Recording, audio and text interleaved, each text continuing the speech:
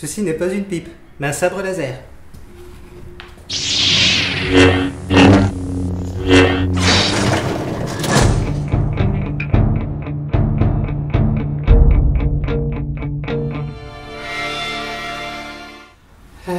m'appelle Karl, je fais des vidéos sous le pseudo Le Cas de Karl, c'est original. Et voilà, je m'amuse. Je m'amuse en faisant des vidéos, en essayant d'aider à mon petit niveau les personnes qui veulent se mettre à l'e-cig. Que dire de plus? Votez pour moi.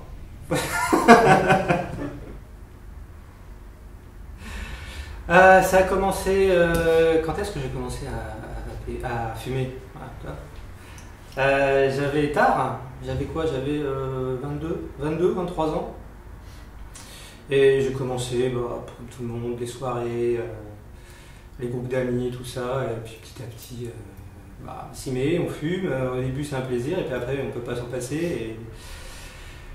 Et voilà, quoi, on continue, avec toutes les petites galères qui sont à côté, quoi, hein. Courir les magasins le dimanche, les buralistes pour trouver son paquet de clopes, tout ça. Au début c'est un paquet tous les 3 jours, après c'est un paquet tous les 2 jours, et puis après voilà, c'est la routine du paquet et demi par jour, suivant si on bosse ou pas, ou si on s'ennuie ou pas. Donc voilà, ouais, un paquet et demi par jour à peu près. La première fois que j'ai vu une cigarette électronique, j'étais avec ma femme chez des amis et elle avait sorti les petites cigarettes qui ressemblent à des vraies cigarettes jetables avec le bout gris qui fait rouge quand on tire dessus. Et j'ai regardé ça du coin de l'œil, je fais oui, je posais 2-3 questions. Ça fait 3 semaines que je fume plus avec ça. J'ai regardé ça, j'ai dit oui. Voilà quoi, ça ne m'a pas plus intéressé plus que ça. Et puis après au boulot, j'ai un collègue qui est venu, lui il avait une égo avec les réservoirs qui sont dans le bouchon, là, je ne sais plus comment ça s'appelle. Et j'ai regardé ça avec attention. Il m'a montré, il m'a fait essayer, j'ai dit oh ça marche pas trop mal. Puis après j'ai fait mon curieux et puis j'ai fait ma première commande, c'était des 2 égos, les égos c'était du 1000 mAh, avec des cartos. Mal m'en a pris.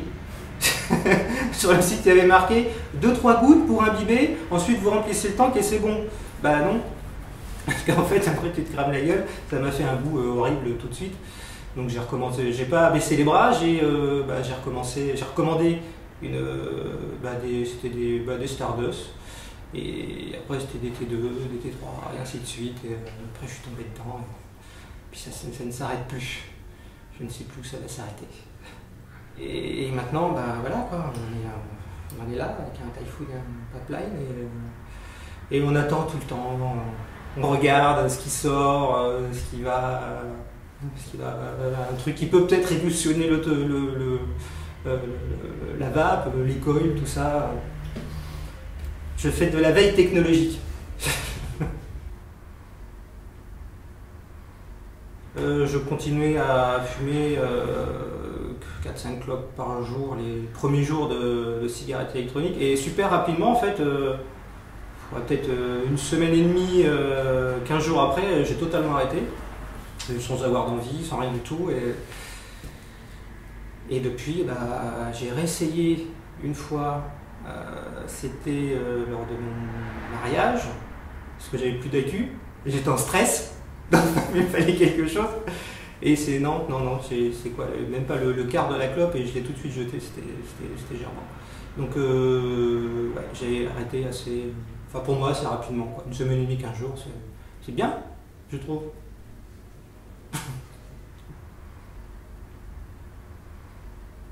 Alors c'est pas le souffle moi que j'ai retrouvé parce que déjà je suis pas sportif du tout, donc j'ai pas trop vu la différence. Je monte quelques escaliers des fois, si ça m'arrive, mais c'est surtout le goût et l'odeur qui sont venus. Ça m'a marqué quand même de retrouver certaines saveurs que j'avais perdues quand je préparais un petit plat ou que quand on sent des aliments, quoi. Hein. C'est vrai que ça m'a marqué.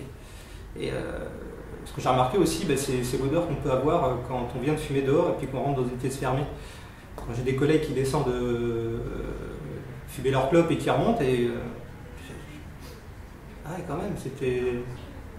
Tu dis à ton collègue non fumeur qui a tout le temps connu ça, et je sentais ça quand je remontais. Il fait ah bah oui, tu peux quelque part. Donc voilà, ouais, le goût, l'odeur, c'est bien déjà. Ah, bah écoute, je sais pas moi-même. J'ai une envie comme ça un soir. J'avais regardé les revues de Jean-Philippe. Hein, je crois que tout le monde les a vues, les revues de Jean-Philippe. Et puis j'ai regardé quand même. Il en avait fait pas mal avant que je commence, donc je les avais quasiment toutes regardées. Et puis un soir, j'étais chez moi, il n'y avait rien à la télé. Et puis j'avais eu pour Noël une magnifique webcam toute neuve. Et je dis, bah tiens, je vais m'en servir, je vais me lancer comme ça, on verra bien ce que ça donne. J'en ai fait une, j'ai eu 2-3 retours sympas, j'en ai fait une deuxième, une troisième, quatrième, et ainsi de suite. Et après, bon, on laisse tomber la webcam, on prend un caméscope, après on laisse tomber le caméscope, on prend un réflexe. Et voilà, ça s'est fait tout seul en fait. Hein. Je n'avais pas prévu le coup, ça me plaît de les faire, ça me plaît de filmer, ça me plaît de monter après. Ça prend du temps, mais bon, j'aime bien. Donc je continue. C'est vrai qu'il y a des messages super sympas, super agréables. Parfois émouvants, oui, c'est vrai. Et j'ai même eu le message d'un petit garçon de 10 ans qui avait montré mes vidéos à son père, et donc il m'avait dit que son père lui avait arrêté de fumer grâce à une vidéo qui lui avait montré. C'est vrai que c'était un petit message qui m'avait fait plaisir, celui-là. J'étais content. J'essaie de pas trop faire comme tout le monde, c'est pas tout le temps facile, parce que c'est vrai qu'il y a beaucoup de matière grise dans toute cette communauté et qu'on voit plein de choses, et voilà, j'essaie de garder mon style, de rester moi-même tout le temps, et voilà, de faire ce que j'aime. Je reste moi-même et je fais ce que j'aime. Voilà, je reste sur cette ligne de conduite.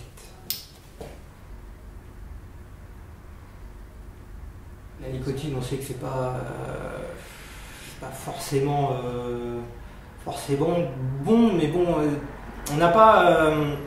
Il y a même une polémique sur la nicotine, comme quoi elle n'est pas addictive. Donc voilà. Ensuite, en ce qui concerne le propylène glycol et la glycérine végétale, ça me fait marrer, quoi, parce que c'est des produits qu'on retrouve partout, dans plein de produits de consommation courants. Le propylène glycol, on l'utilise dans les boîtes de nuit, les fêtes foraines, les concerts pour faire de la fumée. On arrose des milliers de gens avec ça depuis des dizaines d'années.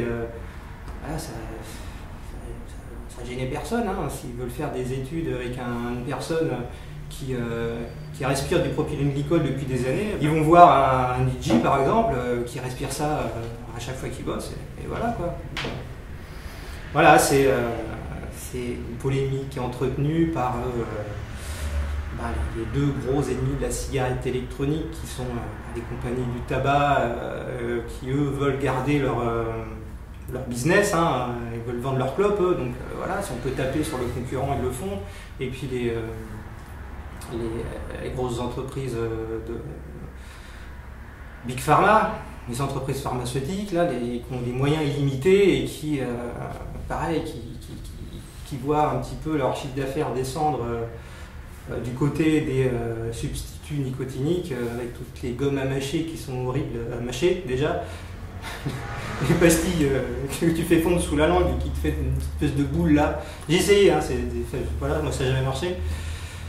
Et donc voilà, ouais, ces deux grosses entités utilisent tous les moyens en leur possession pour taper sur la tête de l'ICIG. Et c'est dommage, parce que là ils nous ont donné la preuve que la santé des gens, ils ont absolument rien à foutre. Eux, ils voient absolument, ils voient leur profit, quoi. les sociétés pharmaceutiques, hein, leur matière première, c'est nos maladies. Hein, c'est un être humain. T'es un être humain qui est une matière première. Si t'es malade, c'est encore mieux. Donc voilà, partant de ce constat, voilà. Bonjour à vous. Ah, j'ai envie d'être optimiste, moi. On voit trop de pessimistes un peu partout. C'est légitime, avec tout ce qu'on se prend sur la gueule, voilà, c'est légitime. Mais moi, j'ai envie d'être optimiste, j'ai envie de croire à ce que tout ça va continuer, peut-être avec quelques modifications législatives, on verra. Après, bon, il y a cette fameuse directive européenne qui est passée avec des limitations de temps qu'à 2 millilitres. Je vois pas comment ça peut être applicable avec des reconstructibles, avec tout ça, avec tout ce monde-là, hein, parce que nos atos, c'est un peu des Lego, quoi. Ils vont pas interdire la vente de tubes en plexiglas. Je vois pas comment ils peuvent interdire ça. Ils vont pas interdire la vente de Cantal ou d'autres consommables. Ils vont interdire la vente de coton. Pour éviter de faire l'école, ils ne peuvent pas. Et voilà, pour moi, c'est pas applicable tout ça, c'est pas applicable. Les industriels vont s'adapter de toute façon pour trouver des parades, comme ça se fait un peu partout. Il va y avoir des milliers de personnes qui seraient tombées malades s'ils n'avaient pas arrêté, qui ne vont pas tomber malades. Il va y avoir plein d'effets bénéfiques à long terme de toute façon qui vont se montrer, hein, qui vont apparaître au grand jour. Et c'est comme toute nouvelle chose, voilà, la nouveauté fait peur, donc c'est pour ça qu'on lui tape dessus, c'est pour ça que tout ça. Mais bon, ça va rester, je suis sûr. Il faut, s'il vous plaît. C'est un plaisir pérenne. C'est pédant comme mot ça, pérenne. Non, c'est un loisir qui va durer. C'est plus un effet de mode maintenant, c'est rentré dans les mœurs. Il n'y a qu'à voir dehors, il n'y a qu'à voir un peu partout. Un jour, j'étais en voiture, puis bon, contrôle de police dans Paris, normal. Et j'étais avec le pipeline et puis c'était le Nautilus. Et je l'avais à la main, donc il me fait garer, tout ça, machin. Et puis il me regarde, je dis bonjour monsieur, et il me regarde, vous avez le Nautilus? Oui, effectivement, j'ai le Nautilus. Et puis on a commencé à papoter et tout, et puis il m'a pas demandé mes papiers, et puis voilà, on s'est dit à la prochaine, et puis voilà, je vais parler de ma vidéo, il est là. Bonsoir. Je lui dirais de ne pas se forcer à pas arrêter tout de suite de fumer, de ne pas se stresser avec ça, quoi. Je lui dirais que ça va se faire tout seul, qu'il prenne son temps, et voilà, qu'il y a tranquille, sans se prendre la tête. J'aime bien ne pas me prendre la tête, donc je lui dirais pareil. Voilà. Et puis qu'il vienne me voir s'il y a deux, trois soucis. Viens voir tonton. Voilà, papa. Viens.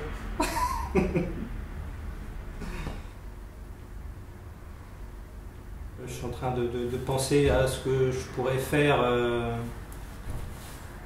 dans certains domaines de la vape. Donc je ne vais pas rester figé, je vais continuer à faire des vidéos, mais il y a des trucs à côté qui se feront, c'est sûr. Concernant le blog, ma page internet, elle va changer, elle va évoluer, elle va être mise à jour beaucoup plus régulièrement, je vais faire de nouvelles choses dessus. Et pareil, je vais essayer... Là je rentre en fait dans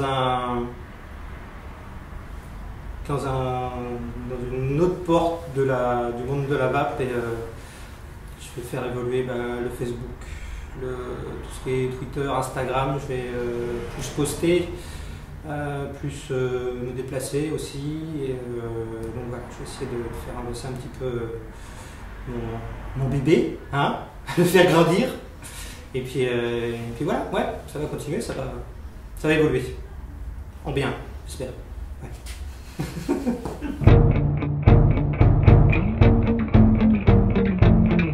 Ça arrête pas d'innover, donc de plus en plus dans nos contrées, et ça c'est bien, ça j'aime bien.